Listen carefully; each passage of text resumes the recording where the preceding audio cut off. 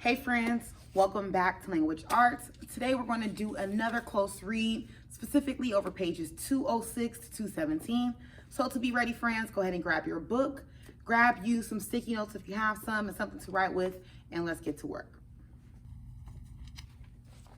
So go ahead and open up to page 206. So ladies and gentlemen, we're going to continue to focus on the different aspects of character development throughout the pages that we read today. I want you to focus in on a couple of examples of again and again. You want to pay attention to things that are continuing to happen in the text. No matter the situation, certain behaviors are being repeated, and we kind of want to focus in on that. And we want to pay attention to how things are continuing to change for the family.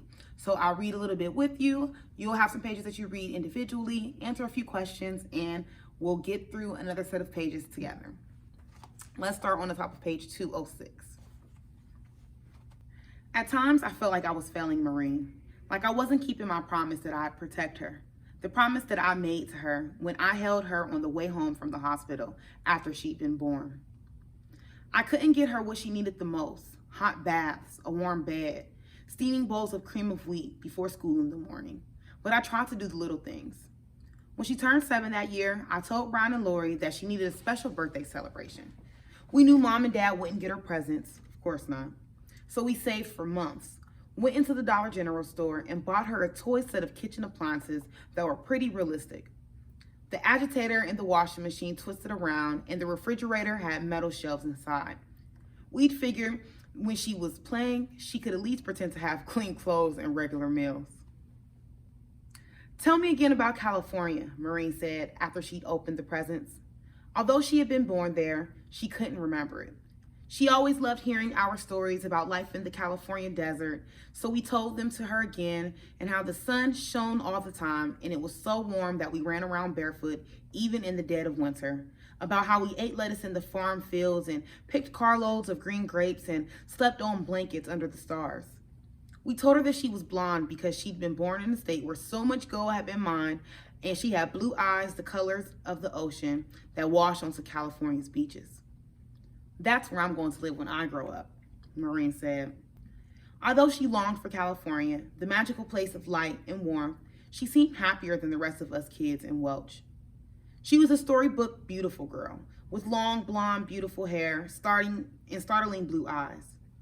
She spent so much time with the families of her friends that she often didn't seem like a member of our family. Because keep in mind, they live in the 93 Little Holbrook Street, no running water, so they can't, and no, indoor plumbing, no gas. So they're not taking baths, they seem really dirty, and they really are fending for themselves. But Maureen is finding a way to make it happen by herself. A lot of her friends were Pentecostals, whose parents held that Mom and Dad were disgracefully irresponsible and took it upon themselves to save Maureen's souls. So Pentecostals are a type of Christian. Basically, it's a really intense form of religion. Look it up if you're interested to learn more. They took her up like a surrogate daughter and brought her with them to revival meetings and to snake handling services over in Holo. Under their influence, Maureen developed a powerful religious streak. She got baptized more than once and was all the time coming home proclaiming that she'd been born again. Once she insisted that the devil had taken the form of a hoop snake with its tail in its mouth and had rolled after her down the mountain, hissing that it would claim her soul. Brian told Mom that we needed to keep Maureen away from those nutty Pentecostals. But Mom said we all came to religion in our individual ways, and we each needed to respect the religious practices of others, seeing as it was up to every human being to find his or her own way to heaven. Ladies and gentlemen, I want you to go ahead and finish reading from the rest of page 207, and I want you to meet me on the top of page 210. I want you to answer the next couple of questions. As long as you're paying attention to what you're reading, the questions should be very easy to answer, and go ahead and meet me on the top of page 210.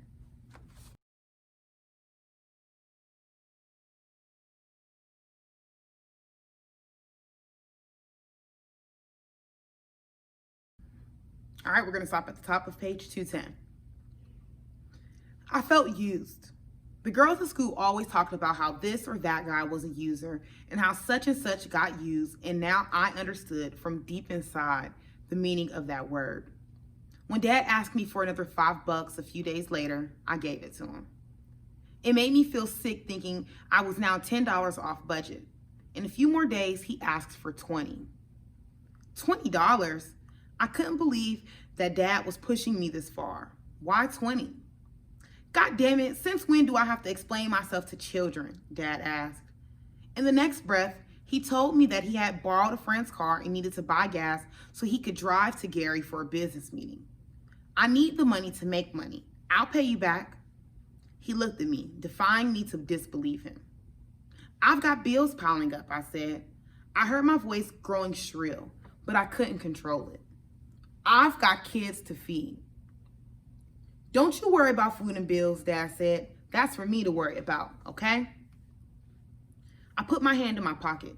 I didn't know if I was reaching for my money or trying to protect it. Have I ever let you down? Dad asked. I heard that question at least 200 times, and had always answered it the way I knew he wanted me to, because I thought it was my faith in Dad that had kept him going all these years. I was about to tell him the truth for the first time, about to let him know that he'd let us all down, plenty. But then I stopped. I couldn't do it. Dad, meanwhile, was saying he was not asking me for the money. He was telling me to give it to him. Did I think he was a liar when he said he'd give it back to me? I gave him the $20. That Saturday, Dad told me to pay me back. He'd had to earn the money first. He wanted me to accompany. That Saturday, Dad told me to pay the money back. He'd had to earn the money first. He wanted me to accompany him on a business trip. He said I needed to wear something nice. He went through my dresses hanging from the pipe in the bedroom and picked out the one with the blue flowers that buttoned up in the front. He had borrowed a car, an old pea green Plymouth with a broken passenger side window, and we drove through the mountains to a nearby town, stopping at a roadside bar. The place was dark and hazy as a battlefield from the cigarette smoke. Neon signs from Past Blue Ribbon and Old Milwaukee glowed on the walls. Gaunt men with creased cheeks and women with dark red lipstick sat along the bar. A couple of guys wearing steel-toe boots played pool. Dad and I took seats at the bar. Dad ordered buds for himself and me, even though I told him I wanted a Sprite. After a while, he got up to play pool, and no sooner had he left his stool, a man came over and sat on it. He had a black mustache that curved around the sides of his mouth and a cold grime under his fingernails. He poured salt in his beer, which Dad said some guys did because they like to make it extra foamy. Name's Robbie, he said. That your man there? He gestured toward Dad. I'm his daughter, I said. He took a lick of foam and started asking me about myself, leaning in close as he talked. How old are you, girl? How old you think? I asked. About 17.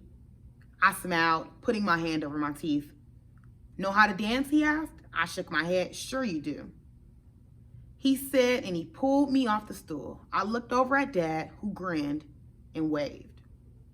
I want you all to go ahead and finish reading the rest of page 211 and read until the top of page 214 and answer the next question, ladies and gentlemen. And I want you to pay attention to how Jeanette's experience with her dad goes from, wow, this is a night out, we might make some money, to what it turns into. And answer that next question for me.